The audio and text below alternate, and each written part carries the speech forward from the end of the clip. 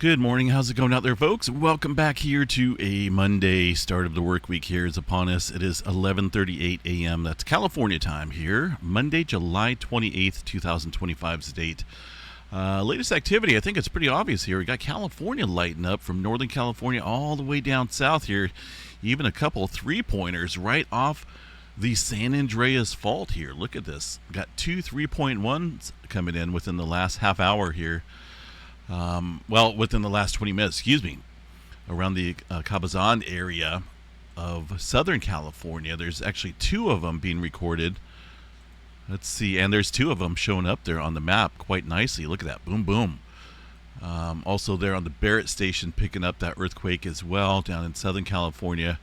But that's rather interesting there. It's just off the southern branch here of the San Andreas Fault, and this little segment has not ruptured in over 300 years.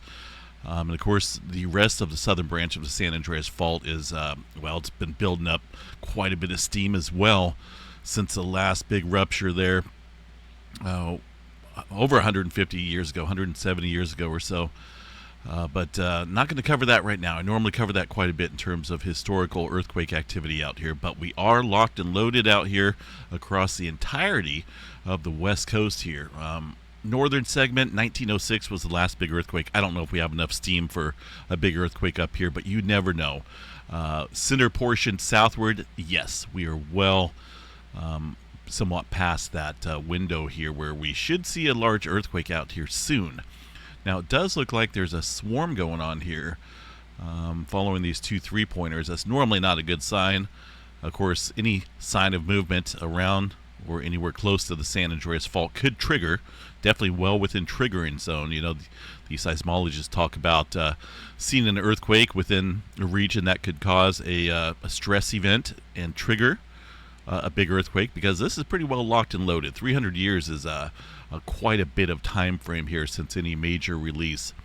So triggering definitely well within range here of these with these earthquakes happening within the San Andreas Fault range here. And that's not the only region. It does look like this is a broad-scale event, as I mentioned here, from north all the way down south, even some up around San Francisco. So this is some major movement happening. Nothing big happening, but it's in times like this here, when we got movement from north to south all across this plate boundary, that is a time to be on guard because of the potential. And it's not fear-mongering, it's just observation. And it's good to be prepared. You don't want to become a statistic here if something bad happens out. You definitely want to be prepared for anything. You should be prepared daily, nightly, every day, because that is coming out here. But when things are amplified like that, I do think the higher probability of seeing a bigger earthquake increases out here with this setup. So some down here further south, but it's, like I say, it's all around here. And even, let's see what we got for 2.5 and above. Just those three-pointers for now. But these little quakes also give a good indicator of the movement. The creeping section here of the San Andreas Fault, pretty quiet. Just a couple smaller earthquakes on it now. The Parkfield segment, pretty quiet as well. That's overdue, potentially, here for a six-pointer at least. We normally see, there's regular intervals. This highly studied area in terms of the regular, pretty common reoccurrence interval here of 20 to 22 years of a 6.0 earthquake on the Parkfield segment. It happened last there in 2004, so we're within that window there. 20 to 22 years, yes, we're definitely within it. And there's some speculation here that the next six-pointer could take the San Andreas Fault with it, the southern portion here, because of the amount of time that has passed from roughly about the Parkfield segment southward. There's a little activity here underneath the Bay Area, two-pointer, and that came in here, it looks like prior to this earthquake activity down south. Nothing big, just a little two-pointer, not 100% certain which fault system that's associated with. Maybe something under the bay. It's a very shallow earthquake, so that's rather interesting there. And then some movement, of course, up into Northern California. That's been our hot spot of earthquake activity here recently. There's a 2.9 prior to that. movement down south. It almost looks like this is working north to south here right now, as far as the lighting up of earthquakes. 2.7 off in the Gorda plate here. That's pretty much the center portion of the Gorda plate. It's going to be this earthquake right here, about 8 o'clock this morning. Some movement prior to that back over here as well. It's just been a heavy load of earthquake activity out here, and one could say that this is just aftershock sequences there from the 7-pointer that struck back in December, but that's not the case here. This is a super dynamic area of three plate boundaries out here. This is a triple point boundary. You got the southern end of the Cascadia megathrust area where there's been a lot of activity here recently, down there across that southern end, and a lot back over here across the plate boundary, deeper areas of the Cascadia. It's I don't call this aftershock activity because, you know, it's, if it happened on one single area over here along, say for example, across the Gorda Ridge or the Gorda Escarpment over here, a little bit further away from this area, then I'd be calling it aftershock activity. But this is just a sign here of ever increasing pressure in the area. This is not relieving pressure. When you see these earthquakes out here all across the state of California, so you're telling me, you know, everything's relieving strain out here? That's not how earthquakes work.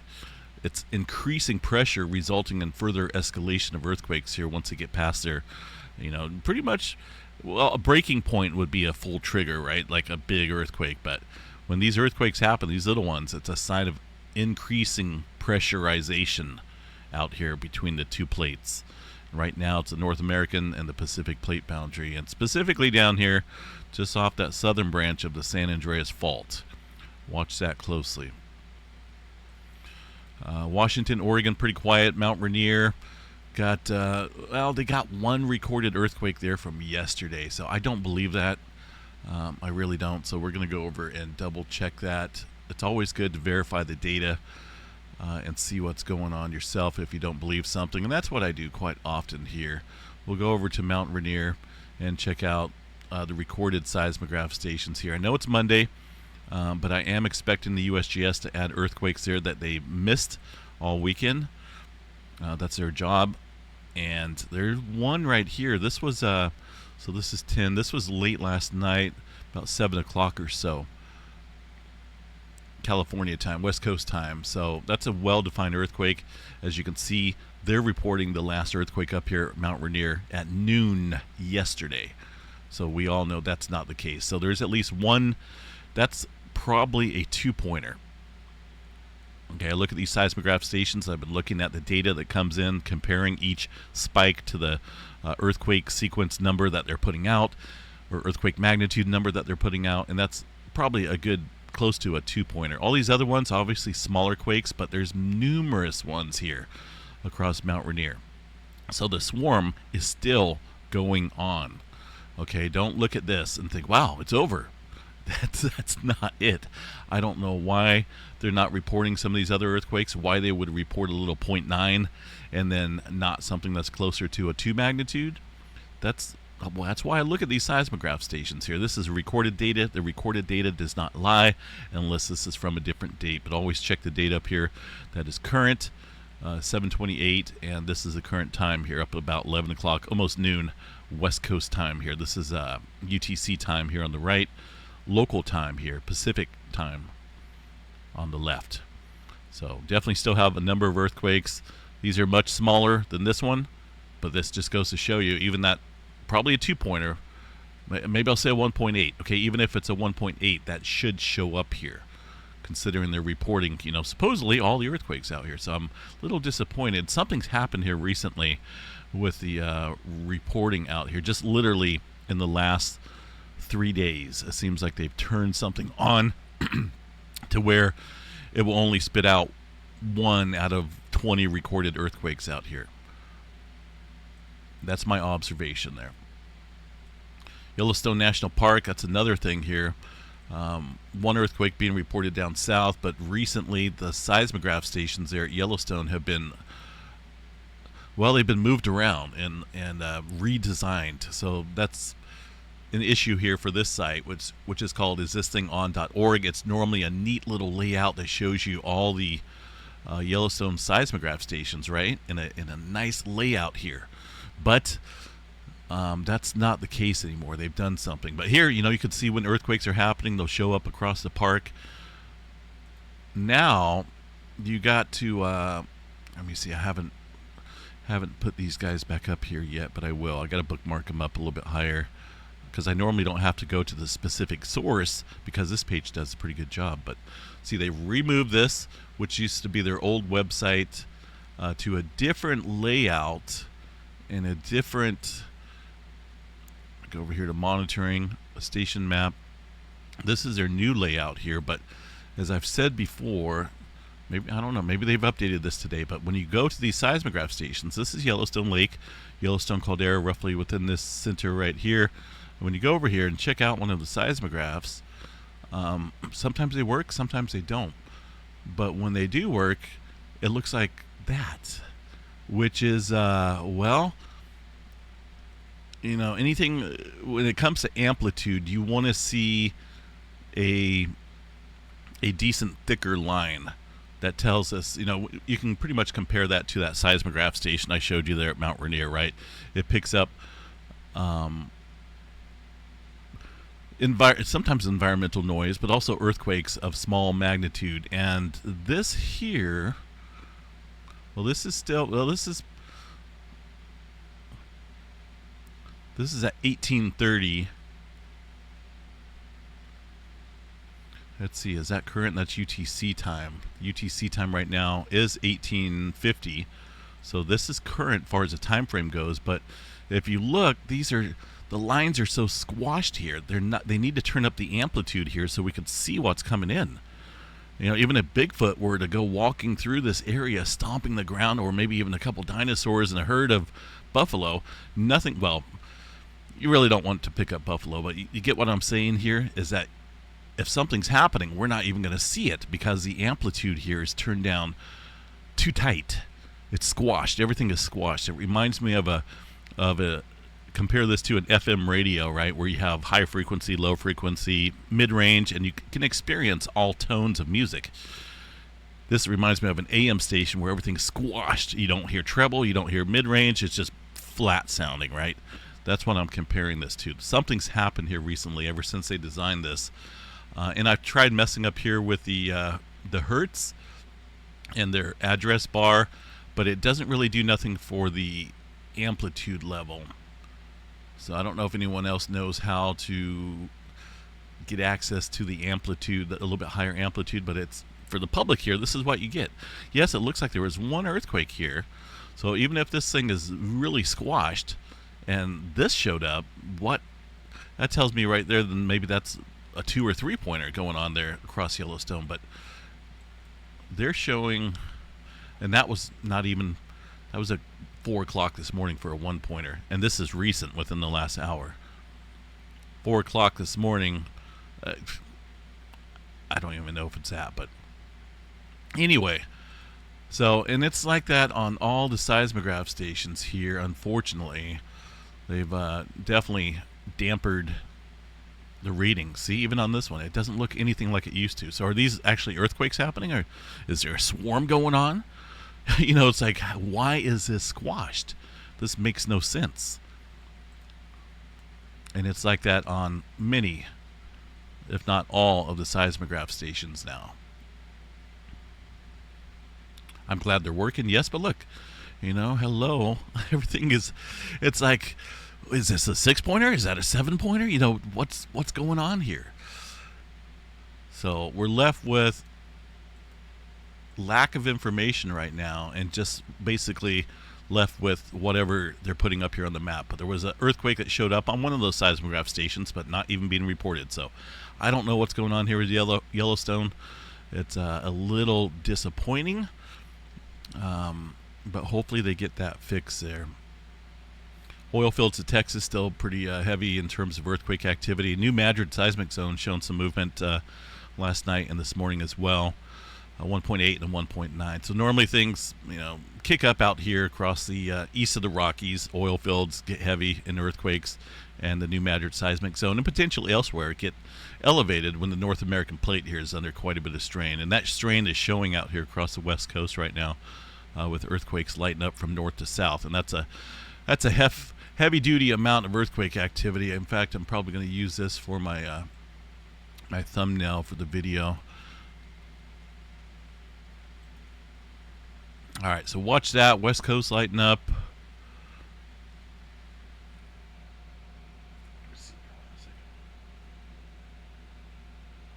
Okay, Missy Mimi's just sent me something here of a 6.2 magnitude earthquake in the India area. I got it, babe. Thank you. Thank you. And it is showing up there across Japan. See that rating right there? Looks like something bigger coming in. 6.2. That's actually off the coast there of Sumatra, near the Andaman Sea, a 6.3 earthquake. That's a decent sized earthquake. In fact, yeah, that's a big one there. If it's showing up there like that in Japan, of this nature right here, that may actually be bigger than a 6.3, because Japan's a ways away from the Andaman Sea area. Pretty good distance, so that may get revised there. But either way, that's a decent earthquake. Nothing showing up on the USGS map for now. This is coming off of the EMSC model. Let's check that and see what they have to say. I'll go back over here real quick. Yeah, it's right around the it's on the plate boundary here, outside the Andaman Sea area. 27 kilometers deep sea. They're raising it up as 6.4. I think it's going to go up more than that. You can just tell by looking at that seismic signature there in Japan. No testimonies coming in yet. Like I say, this just happened. Most of the parameters here for the providers are coming from Australia, Germany, Spain, Malaysia, and France. These are all independent networks of geological monitoring there. Normally the USGS is, well, it takes them a little while, but eventually they come in. So we'll check back on that, but it does look like a 6.4 earthquake there across the area off the coast of Sumatra, northern Sumatra area. Very dynamic region. In fact, if I remember right, this area had a big swarm out here recently. Let me take a look here. Yeah, so it's going to be this area out here. There's been this all started swarming back when Japan was swarming off the Nankai Trough. Look at that bunch of 4s and 5s. There was no main quake out here, so if that is the case and that earthquake is stirring up, let's see where that's at again.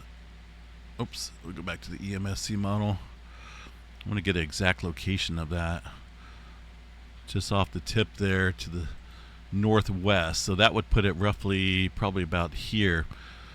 But this area definitely has been swarming like crazy, a bunch of 4s and 5s, and this is a heavy region here of large scale potential as far as larger earthquake activity here, so we got to watch that. I mean, at 6.4, even if they go up to a 6.5 or 6.6, that's a large event.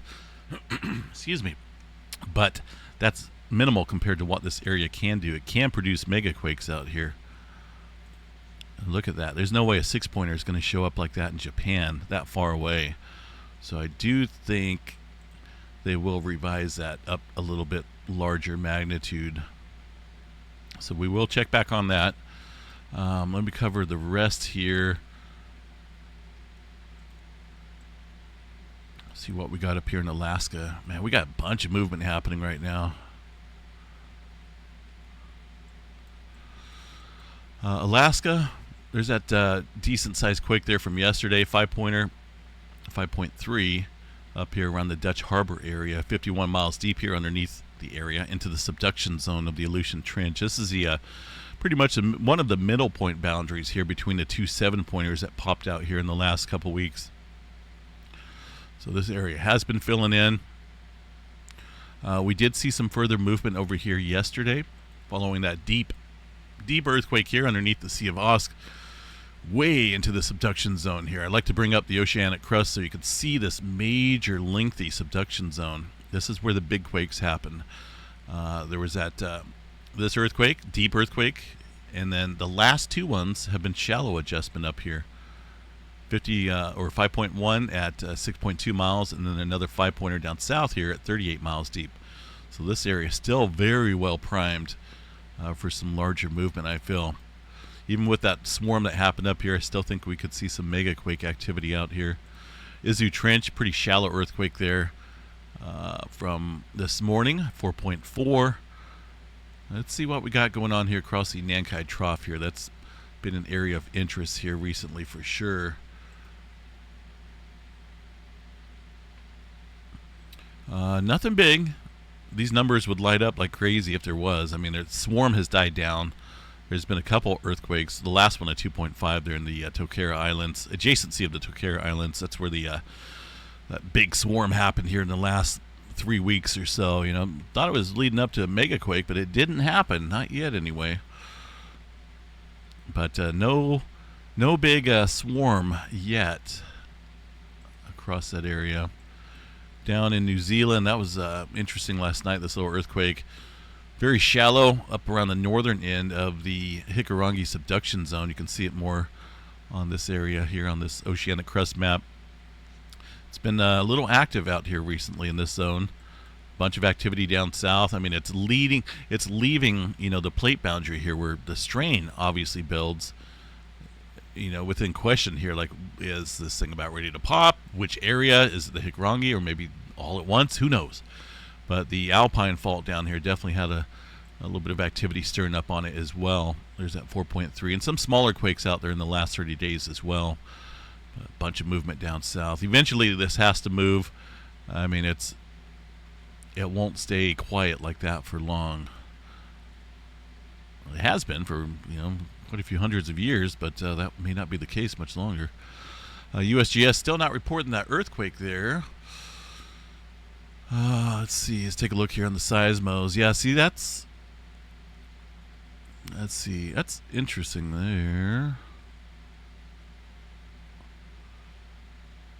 So it picked up the P wave. I was wondering why it showed up. Why it showed up first on Japan and then Taiwan.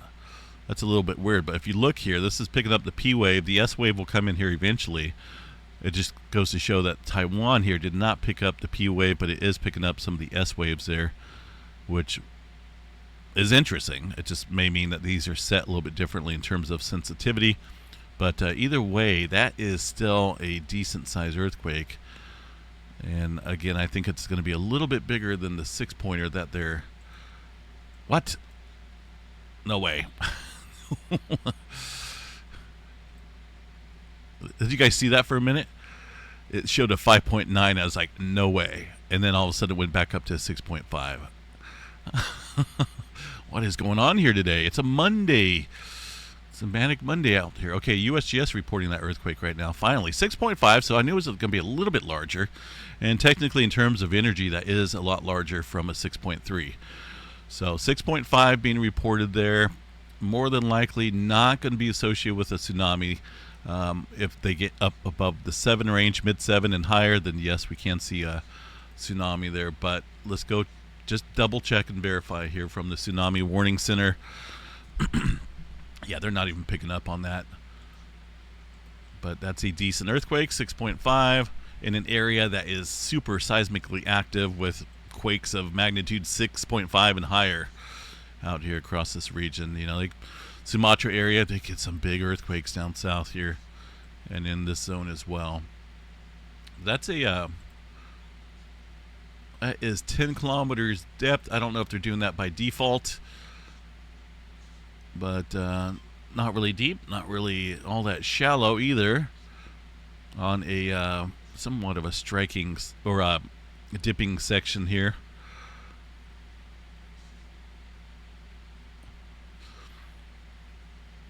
All right, so at least that came in there. I'm gonna have to revise my thumbnail, I guess. Now, I was gonna. Well, we'll still save that. Save that right there. And then we'll do a new one real quick here. A lot of activity stirring up out here, let me tell you.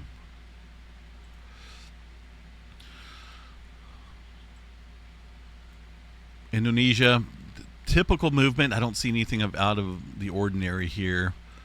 And as I said, New Zealand, there's a couple new earthquakes there. It looks like some threes, deeper area underneath. Looks like it's in between North Island and South Island, so the southern end here of the Hikurangi subduction zone. Quiet down south, but that could fill in. So that's a decent earthquake there. Definitely the largest one so far today. Some movement out here in this rift boundary. Eventually this will be a nice big sea down the road, obviously, but that's fairly active right now. 5.1 earthquake here across that rift boundary. Atlantic Ocean pretty quiet. Some older movement up north in the Iceland with that 5.1, but all right, yeah, we'll kind of see what happens here. I know it seems like it's been pretty busy here in the last week or so. Look at this here. Check out the last week of actually, I want to go back to the last 30 days, because the last 30 days it's a heavy amount of earthquake activity. But again, I think we're finally playing catch up when it comes to this map here, this little graph. I show this quite often because people are wondering, wow, what's going on with the world right now? Why is there so many earthquakes? Well, we've been relatively quiet at the beginning of the year. We're just starting to catch up here, in terms of 7-pointers and 6-pointers. And eventually you guys are going to hear about an 8-pointer, maybe even a 9-pointer. That's a possibility, considering it's been 4 years since our last 8-pointer.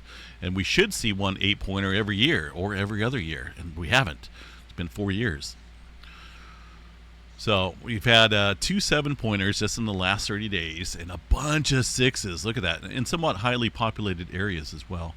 So for the last 30 days, for a 30-day period, that's probably well above average. But when you average out the yearly amount, we're just at or maybe slightly above average now in terms of the multitude counts out here for these magnitudes per year on average across the planet. I didn't go and count. I'm not going to count this number here. I'm mainly looking at 6.0 and above, these numbers, the bigger quakes here. But at the end of the year, maybe we'll do a recap of all these numbers here. But yeah, we're finally catching up. But yeah, just got to be on guard out here. 6.5. Let's go check out space weather real quick, see if anything's stirring up. No major coronal holes. We got one way up north here, little bitty one. Maybe a new one starting right here, 67. Little tiny coronal hole. Nothing major in terms of flaring activity. 4161 over here. We got a little bit better view of it today. It's about the only sunspot here on the Earth-facing side of the sun that has any type of decent complexity. We'll have to watch that. There's a bunch of intermixing here of many different cores trailing, to the east here on eastern portion of the sun. It'd be left here on my screen, your screen, but it's not producing anything yet, but there is some complexity. We'll have to watch that. Again, that's 4161. That's about the only region I see that harbors anything for any type of flaring activity. That includes M-flare. Right now, fairly minimal threat, just a 30% chance there for M-flare. X-flare around 5% chance or so. No major roars there in the forecast. A quick glance at the next 5 close approach asteroids here to the planet. Well, this one's coming in today, 220-foot airplane-size asteroid. That's a big asteroid, or a big airplane, and a big asteroid. You don't want that anywhere near the planet. I mean, that's a pretty good-sized rock there, but 393,000 miles. It's safe and it's outside the Earth-Moon distance. All these other ones are millions of miles away. So even though this is somewhat close here, it's passing us at a safe distance there. That's actually quite a distance. Quick glance here at the severe weather outlook. It looks like they added a moderate risk here to the categories here. 5% chance for some tornado activity. Wind, look at that. Damaging wind. Big, huge threat today. All in this area. Some big time hail as well, but it looks like primarily major damaging wind gusts out there across this area. Minnesota, South Dakota, portions of Iowa as well in that. So I got at least 5,800,000, this number right here, over almost 6 million people going to be affected there by the wind. And don't forget, we got some tornado potential, but it looks like the main threat there, it's going to be some wind. All right, yeah, look at that magnitude, 6.5. I don't know, is that going to go up in terms of magnitude? Because that is a decent signature there.